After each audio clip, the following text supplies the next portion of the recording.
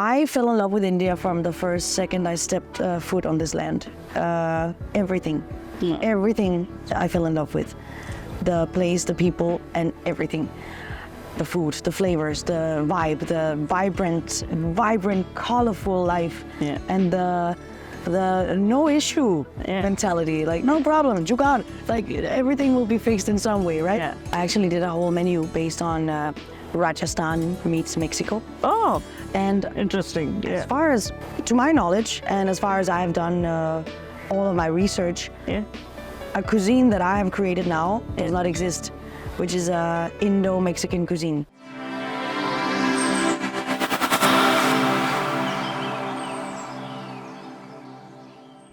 Namaste. Today joining us is Maria Ramirez. Maria is from Mexico and in Denmark, and she also speaks 12 different languages. Go figure how many languages are there. Are they all European languages? No. I mean, no, they're not. I speak Danish. I speak English, of course. I speak Greek. Then I speak Mexican Spanish, which is not really like, it's of course Spanish is Spanish, but it's a little different. We have different slangs. Then I speak Swedish. I speak Norwegian. I speak I don't even remember now. All right. But then you need to add Hindi into that group soon. That is what I was saying. Like, that is where I was going. I'm adding Hindi now, and it's coming slowly, but surely. All right, that's great. But Maria is also a chef and a sommelier. Maria is specialized in pop-up events. So when you say you do these pop-up events, right? And can you explain a little bit more about that? Yeah, so for example, I like connecting people. My biggest strength, as I feel, is to connect different peoples from different worlds, different categories, different places in the world. And when I do either I plan a pop-up or I do it myself, it is, I see something, for example, you have something in common with someone overseas from another place, and I think, why don't they collaborate and make a menu together, like a DNA menu from the traditions, for example, connecting a great Indian chef with a great Mexican chef, and finding the similarities and different aspects, and then colliding and collaborating and making a specific and special menu only for that night. And I like to make once-in-a-lifetime experiences happen. Okay. But also, you have a little bit of a relationship with tequila. You're a tequila brand ambassador of Pistola? Yeah, so when I came to India, I didn't plan to be here forever. Okay. I came to India on the 6th of June, 2023. Yeah. And I was supposed to be here until the 10th of June. So 4 days. Yeah. I packed for 4 days. I came for a specific work that I had to do. Yeah. And then I was going back. Okay. Now we are in end October. Yes. And I'm still here. I fell in love with India from the first second I stepped foot on this land. Everything. Everything I fell in love with. The place, the people, and everything. The food, the flavors, the vibe, the vibrant, colorful life, and the no issue mentality. Like, no problem, you got it. Like, everything will be fixed in some way, right? Yeah. So I fell in love with that completely. Come to a new country. Completely new, never been here before, and I'm so far away. Yeah. And I'm alone. Yeah. And also, when you say you're a brand ambassador for tequila, what would be your job? I mean, I don't know whether you have a job description for it, or how does it work? Oh, it's a fun job, actually. It requires some different things. Yeah. But as a brand ambassador, what you do is you represent a specific brand. Yeah. Mine now happens to be Pistola Tequila. Yeah. And what you do is you will make deals with bars and hotels and restaurants and talk to them and present the product. You will host masterclasses, teach people about the product. Yes. Both people, you can create events for so it's a lot about events. Yeah. So you create, for example, events for outside people, and you make an event and you invite people to come and try or make their own cocktail based on this spirit or whatever. Or you host masterclasses for the people working in the restaurants, hotels, and everything, and teach them about the product that they're going to sell, Of course. that they're going to serve. Yeah. They need to know. They Yeah, need to do it with agreed. pride and Agreed. knowledge. Yes, and also because you are a chef and you also connect the pop-up restaurants and stuff. Yes. Have you ever thought of collaborating? The drink itself is not just because I'm thirsty. Is that it's a part of the flavor. Is that a difficult concept for Indians in the bars to understand? The tasting menus in general are a difficult concept, but it's happening, and I've seen it happen, and I've done it. Yeah, Indians are very open-minded that way, you know. Yeah. As long as there's food involved. yeah, no, but and also quite experimental, and also I think as long as it's there, they will go at least give it a try once. Yeah. And it's again after that, you know, a taste is very different. You can't judge the taste. Yeah. Exactly. Yeah. But now you said, you know, Mexico and India has similarities in food-wise because of the flavors. You know, the rich, very So, is there anything you came up with a certain pairing which would collaborate both Yes. countries? I actually did a whole menu based on Rajasthan meets Mexico. Oh, And interesting. Yeah. as far as, to my knowledge, and as far as I've done all of my research, Yeah. a cuisine that I have created now does not exist, which is Indo-Mexican cuisine. Okay. I have not seen it anywhere. It doesn't really exist. Yeah. I'm sure that some Indian chefs sometimes cook Mexican food and vice versa.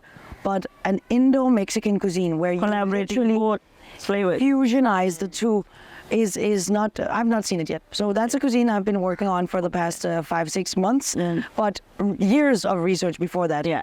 And have created a full menu where like a beautiful pairing. For example, a pairing. So in West Bengal, you have pachuri, which is, it can be with any filling, but it is typically filled with some fish and some fufu starch, and then you pack it in a banana leaf and you steam it. Yes. In Mexico, we have a very famous dish that is tamales. Okay. It's the same. So we use harina masa, corn, and then we fill it with, it can be fish, it can be pork, it can be whatever. Yeah. And then we pack it and we steam it in the banana leaf. Okay. This is a classic traditional Mexican dish. The banana leaf is from Yucatan area, and the pachuri is from Bengali. So those two are collaborating, right? Yeah. Flavor-wise.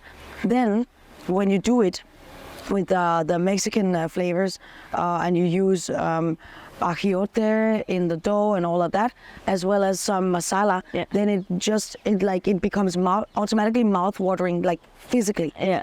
So for that, you need something a little bit spicy, a little bit on the more herbal side, and a very famous drink that every bar makes in India is picante. Picante means spicy in Spanish. Yes. And so a version of picante based on tequila, reposado. So, but also I know that you volunteered. You also did some volunteer work. I was actually volunteering for. This was kind of the same story as India, where I end up at a place thinking that I'm only going to be there for a short amount of time, and then I end up staying for forever. I went to. I was in Africa, and it was my last day. I was in Sierra Leone, and I was sitting on the beach, my last day there. And as I'm sitting there, there's a lady coming over and offering me food. And I said, no, it's okay, no thanks. And she's like, no, it's for free. I said, still no thanks, but why? Why is it free? She said, no, I'm a doctor in, it was like a little village outside of the city, so I don't know the name. But she said, I'm a doctor and I'm the only doctor in this town. So I make more than everyone in this little village. So everything extra, because I have no family, I have no kids, everything extra that I make, I spend on food that I then do packages like for the people of the city, of the village, and pack the food. And I said, I love you for that. Have you, how, is it only you, or do you have an organization? Is it a company? He said, no, it's just something I do.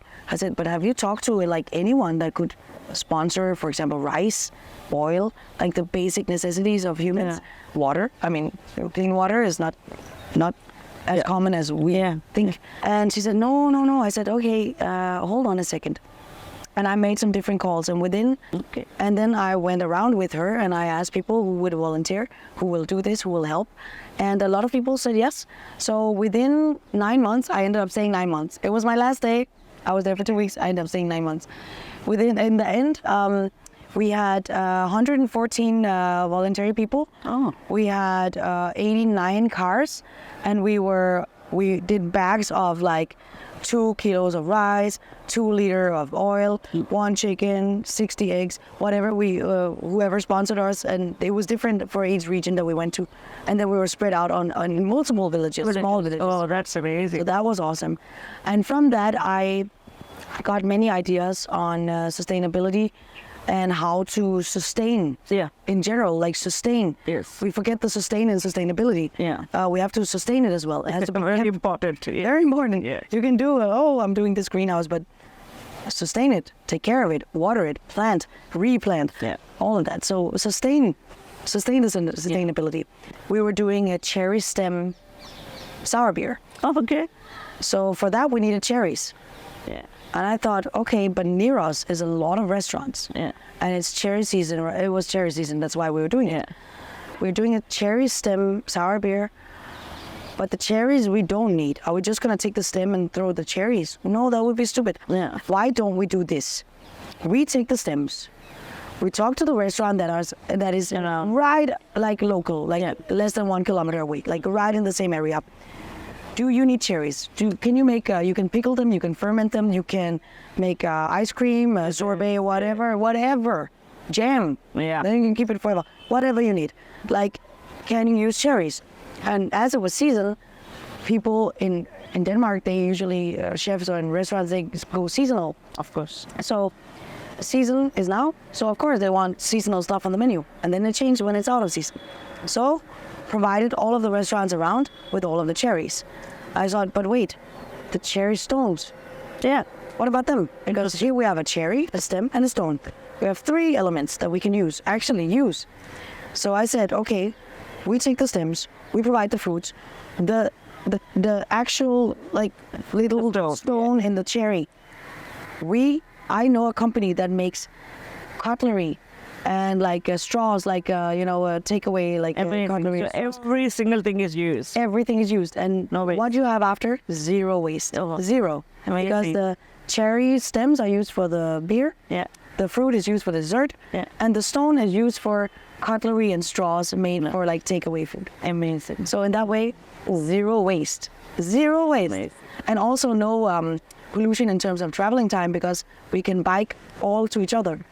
Stems delivered here on bike, cherries here, and stones here. Wow. So zero. So no carbon footprint either. No carbon footprint, no waste, no nothing. Just a complete. And that policy can be applied to so many things. No, so many restaurants, or even in our household, I think if we all try to do a little bit, I think right now it's a moment that actually it's required to do. Yeah, so exactly. Everybody should act that way, so that there is, so that the future generations can live little. It's the future we are building now. Yeah, we need to build it not out of plastic. No, we need to build it out of not. Yeah, but really, I think that was. I hope people will learn from this idea also here in Indian restaurants and incorporate it. I hope that way, and because I think now the way the business is going, you should never think about your next door neighbor restaurant or anybody as a business. You should actually think as a colleague. Yeah, collaborate. That's exactly. That's what I. This is a pinpoint I always say. Yeah. When I talk to my friends and I'm saying I'm opening a restaurant and it's the same area as you, or I'm doing something here. I always say, don't see me as competition. No. And they say, no, we don't. I said, exactly, because it's always better. And we say always inquire is always better because it brings more people to our area. Yeah. And we can send people back and forth. Go have your starter there and have your dessert here.